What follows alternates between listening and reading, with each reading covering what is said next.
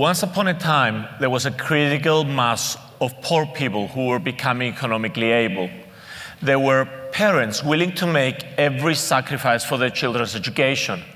There were role models for the journey from rags to riches. There was technology to copy and industrialize. There was a labor cost advantage. There was a supply chain of low-cost raw materials. All that began to drive sustainable economic growth. Now, when I say this, most of you in the audience will think I'm talking about China or India. But I could be talking about Great Britain 200 years ago. I could be talking about most of the developed world. 140 years ago, I could be talking about Africa a decade from now. This is not a new theme. What I'm here to talk about today is a new way to access this theme. About 4 years ago, a Japanese and an Australian client approached us and asked, how do you maximize value out of this theme of domestic consumption? So what we did, we went and we looked how we were already researching this theme in our global, in our thematic, and in our EM portfolios. And we went and looked at what all our peers were doing. Our conclusion was that we needed a radically different approach. Before I run you through this approach, let me size the opportunity up for you. To say that this theme is huge is not revolutionary. Everybody has been talking about it for a long time. The consultants who look at this theme tell you it's huge. The Economist wrote an article last year, and they said it's going to be the biggest theme to 2030. The Chinese and Indians will consume 10 trillion by 2020, according to BCG, 15 trillion, according to A.T. Kearney, and McKinsey says 30 trillion by 2025. All these numbers look enormous. So what we tried to do was take the OECD forecast that exists all the way to 2060 for the top 12 EMs, and look if it made any sense. And there is 3 key conclusions. The first is that the consultants' estimates are actually realistic. The second is that you actually get double-digit growth rates in domestic consumption all the way to 2030. And third, if you look at the top 12 EMs and DMs together, at the moment, the developed countries are consuming 80%, the emerging are consuming 20%. They will catch up by 2029. So if you look at the consumption levels, that means it will grow 8-fold from where we are today. So the theme is so obvious, the tailwind is so large, it's hard to imagine how investors are not going to make money out of this theme. Even if you buy an ETF, you're probably going to make money. However, most investors are not going to do that. They will hope that this is going to be captured either through their EM or through their global allocation. The problem with that, though, is that if you use a benchmark-driven approach, you filter down to the consumer place, you will end up with the success stories of yesterday. Similarly, a purely bottom-up approach, which we used to have more than 4 years ago, what you find is that the analysts will capture pockets of growth, they will miss other pockets, and they will also miss any developed market stocks benefiting from this theme. So the question is, how do you find the success stories of tomorrow and not yesterday? And the answer is, you need to know where the companies will go before they know themselves. It's here in this box. So easy to say. It sounds like a cliche. It's actually one of the most difficult things to do with your traditional research approach. Because a traditional research approach relies on me sitting in front of a CEO of a company and asking him, what does he think the biggest trends are going to be in the next 3 to 5 years? How is he poised to capture those? Well, how would I ever know before he knows? Therefore, what we decided we have to do is behave like a company. We have to work with the same consultants that the multinational use to do exactly the same work. We have to go meet these consumers ourselves to help us understand the shape, the size, the timing of the opportunity, and figure out how to access it. And then what we will do, we will try to look at which companies are best positioned to capture these trends. So we believe in this 3-pronged approach. Top-down and bottom-up are the traditional methods of research. We bring this third dimension we call grassroots, which seeks to identify the trends of tomorrow. The top-down tool is a very disciplined methodology that guides you to where you have the highest growth. Then you will go there and do grassroots. What that means is you will visit consumers in their homes, try to understand their hopes, their dreams, their aspirations. You debunk myths, you gain insights. Out of that work, you will get a set of companies to do bottom-up work. In the bottom-up work, what we try to do is look for three things. We look for high compounding growth. We ideally like companies that will double their earnings in 5 years. We look for sectors that have a huge tailwind, and we try to buy the leader in there. And finally, a corporate governance and an ESG filter. If the companies make it through these filters, what do? We use IRR projections and use a forward-looking risk assessment. And you better put a very good risk assessment methodology in place, especially if you're going to move away from the safety of the benchmark. The grassroots trip. Over the last 3 years, we have spent 80 days on the road meeting consumers in their homes. Inner Mongolia, in China, India, South Africa, Nigeria, Ghana, Indonesia, Thailand, Philippines, Brazil, Chile, Peru, Colombia, and last month, Mexico. And when we go to these countries, we've taken actually about 8,000 pictures, and actually I've added about 150 in this slide. I know it will look a bit like my photo album, but I just want to give you a feeling what it's like to meet these consumers face to face. These are some of the sub-themes of emerging consumers that we're trying to explore through these interviews. Typical visit, we start planning about 6 months in advance. And what we will try to do through these trips is actually take 3 basic journeys through society. The one journey is the journey through the social classes. So you meet people from lower, middle, higher income classes. Then the second journey is urbanization. Meet them in rural areas and meet them in cities to understand how your behavior changes. And I can tell you, people with identical incomes in the cities, they will spend more to fill the void that family and friends had in the rural area. And finally, it's a transgenerational journey. The journey through different generations, the old through to the young. And the consultants will help you identify any other socioeconomic groups that are important. For example, in Mexico, meeting and interviewing families of illegal immigrants, speaking to their relatives in the United States. Here you see a typical visit. We are interviewing Gabriela. She is a 35-year-old teacher with 4 kids in the village of Cañete in Peru. The conversation, the interview is being run by these 2 professional facilitators who are basically going through a 5-page questionnaire we have built, which tries to capture every aspect of their lives. Denise and I, our analysts, are following the conversation through the simultaneous translation of the lady with glasses in the middle. This is really important that you use professional facilitators for this work. We don't have the skills to get these consumers to open up. These people do it for a living. And out of this work, what you will realize is that every consumer is very, very different. And what we try to do here, though, is try to give you in 1 sentence of what these consumers are like. And I'll give you an example. Nigeria, it feels like India 20 years ago with these can-do attitudes. Everybody's out to make money, and they believe if they work hard, they're going to make it. And if you look at the advertising slogans in the streets, they reinforce it with things like millionaire by the age of 28, that's 5 years too late. While if you go to South Africa, they have an entitlement culture. The grants are quietening the electorate and suffocating the DNA of the African entrepreneurial spirit. In Indonesia, it's all about family. And let me show you the case studies for Indonesia. The Indonesian consumer is extremely family-orientated. What they will do is they will visit family over the weekends, or they will go together as a family to visit the mall. The average visitation is twice a month. When they're there, they spend between 4 and 6 hours. Everybody in the mall will eat.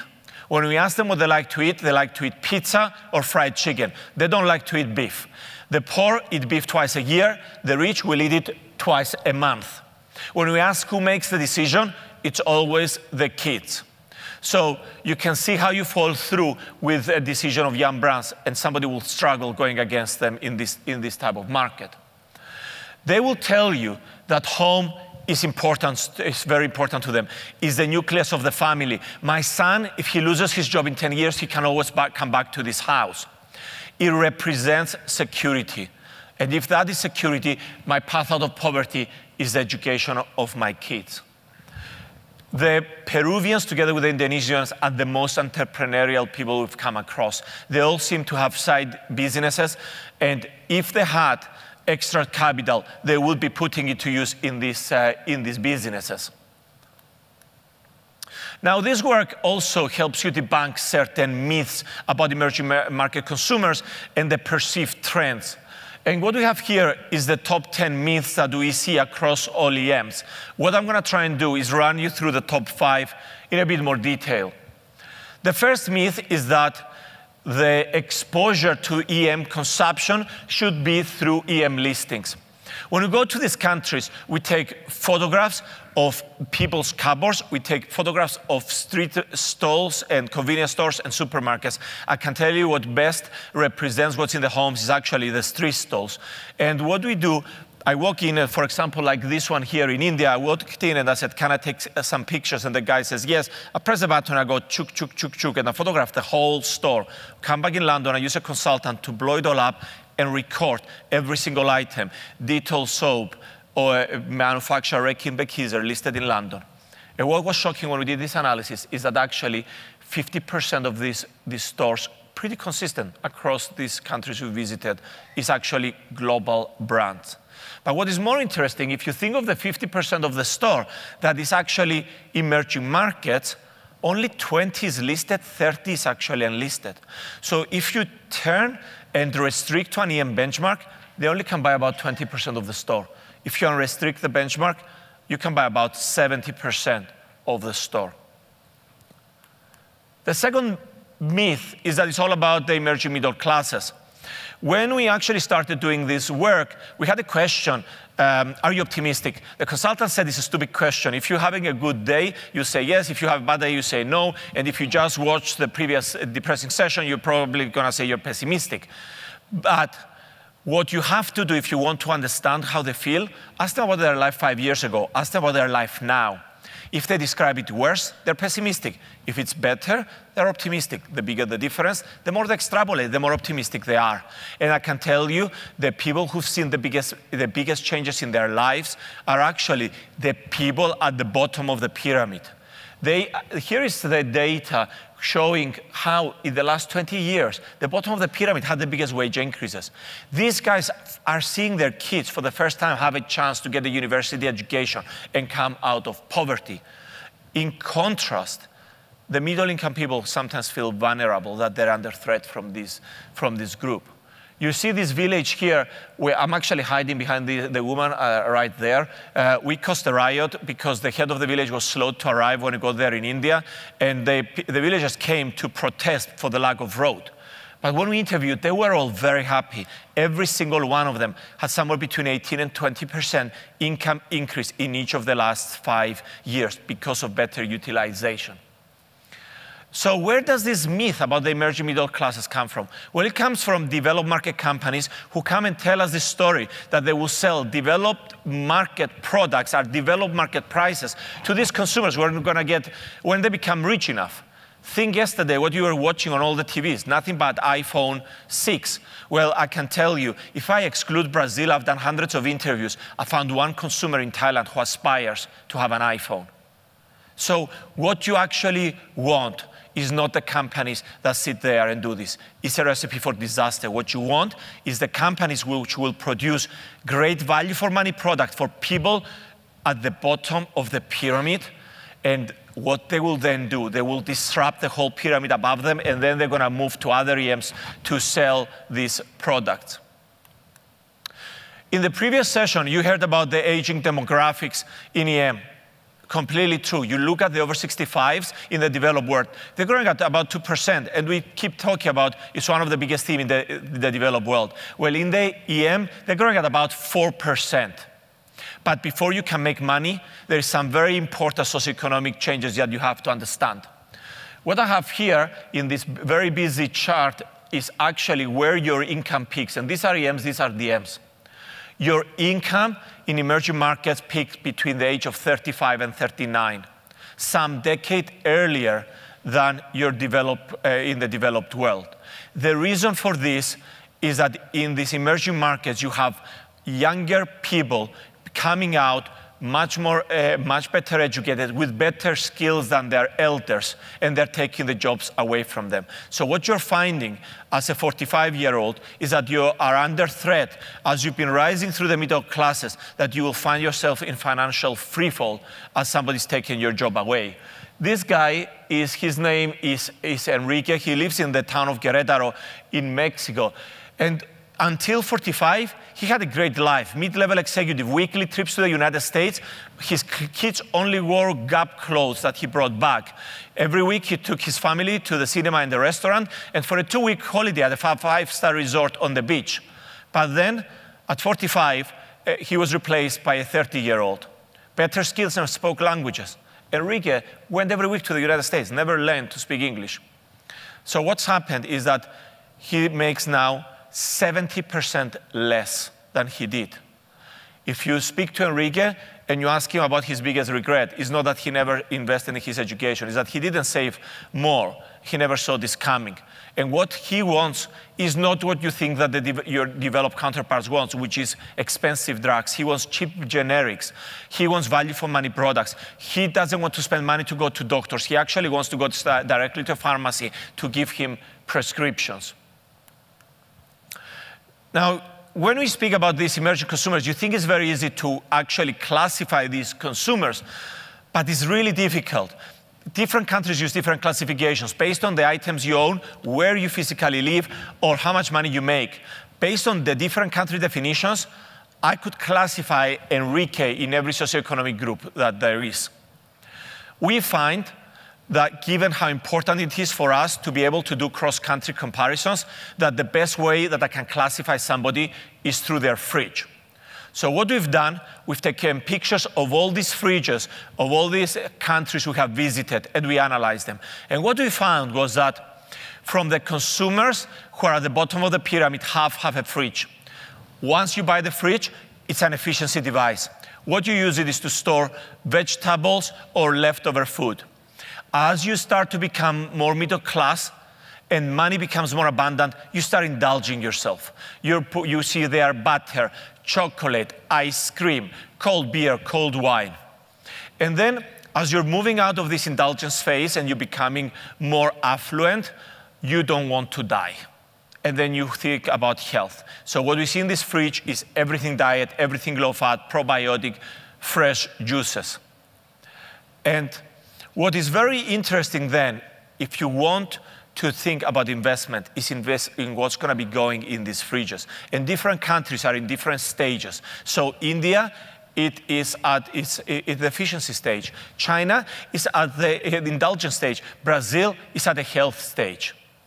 I think when you go home after this conference, look at the inside of your fridge. It's the best reflection of where you are.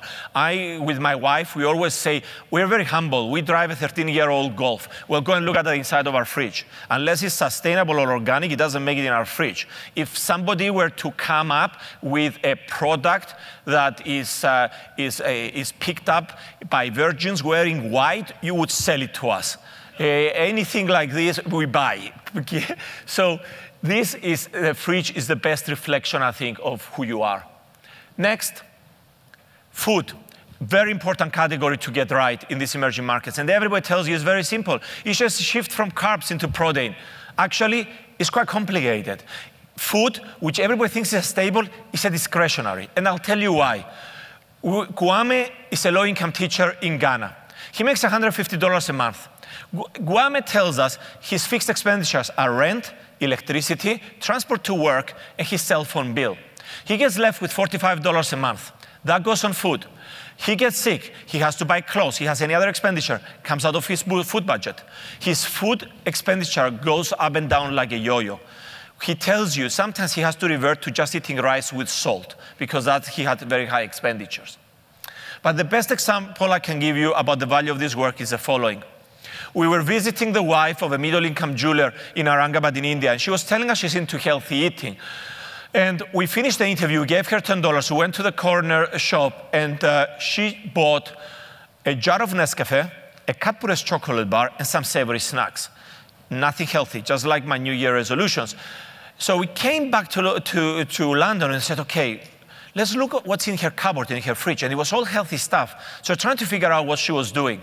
And we realized she was premiumizing. And what I have here is the analysis of what we call the sweet tooth evolution.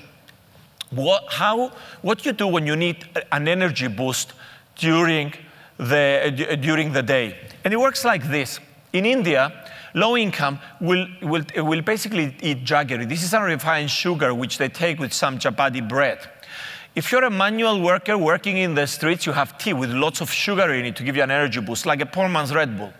Cheap biscuits, sugar with flour. Local sweets, you add butter to it. Sugar candy, sugar color flavoring. Add water, you get water-based ice cream. And as you move to the right, you're adding milk, fat, and cocoa content. So what you can think of it from ingredients evolution. You're going to start from sugar, flour, butter ingredients, milk, fat, cocoa contents. Or you can think of it from a company perspective. Unilever. Globally, the parent generates 12% of sales from ice cream. Local subsidiary, 1% of sale. We went through every single sell-side model. Nobody has anything for increase in ice cream sales. When I asked, the funniest answer I got was actually that Indians don't like ice cream. Now, if you know an Indian, stick some Häagen-Dazs in front of them, see if they don't eat it. But here is why this work is important and the companies are a bad source of information. Think of this category, cheap biscuits. Probably, if it was a public company, they would be trading somewhere between 25 and 30 times earnings, like the whole of this sector. They're doing you a favor to even meet with you. Their sales are growing 20%. They're adding production lines. The good days will last forever. Do they even think for 1 minute the market's going to premiumize away from them and that people will be eating Oreos? Never. They will never think it. They're just going to hit them. Similarly, do you think that Unilever is ever going to tell you that ice cream sales are going to go through the roof? No. They're going to come and tell you that they want to bid for your stock at 35 times earnings, and when the stock was at 28, and every analyst thought it was a crazy multiple, and these guys are nuts. No, they're not nuts. They're using a different earning number from you. Now, put this together, what I told you before about efficiency stage to indulgence stage. They're somewhere between 5 and 8 years away from the indulgence stage. Then the fridges will become full of ice creams. Refrigeration at the moment, only 27%. In 5 years, it will be at 50%. Now, I'm going to run you through the other myths very quickly. We thought these guys want cheap goods. They don't. They're really good at understanding what's quality at a fair price. And they're very risk-averse. They like brands because they work very hard for that one run. They don't want to waste it. We thought that all you need is a brand, a multinational brand, and these guys crave it. No, they don't. What you find is that these markets are markets that are very disorganized. They're markets of chaos. And what you need is managements that have experience in managing disorganized markets and managing chaos. And those managements come out of countries like China, India, Indonesia, Lebanon, and not necessarily the United States or South Africa, which are actually markets which are very organized. Leisure. We thought that's just for the middle classes. And you find a huge demand from the lower classes for either cable television or fast food restaurants. This person here, it's in a township of Alexandra in Johannesburg. I was asking him how much his income must he drop before he cuts cable. He said to me, don't you get it? I'd rather be hungry than bored. So think, cable becomes a stable, food becomes almost a discretionary. And when you look, we do keep doing this evolution in all these countries, this evolution of entertainment. What is fascinating is to see that malls show up as entertainment in every single social class that we meet.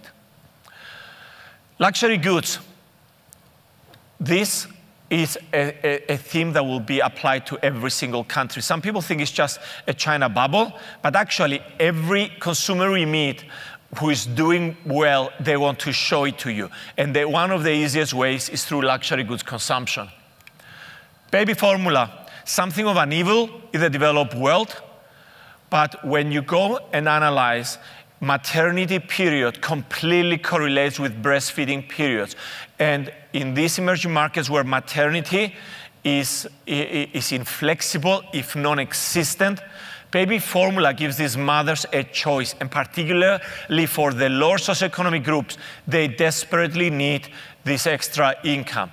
And baby formula gives these women a choice. Similarly, when we look at consumption, there is a number of threats to these stories. Actually, the biggest threat is education. Before we started doing those work, we never saw it. When you go and interview these consumers, they will tell you one of the biggest needs they have is education. And you will hear stories of extreme sacrifice for their kids' education. They view it as their path out of poverty. But we want to triangulate to make sure that that's right. So we ask a simple question. What would you do with $1 million? You expect to hear three things. I would buy my home, security, kids' education, that's my path out of poverty.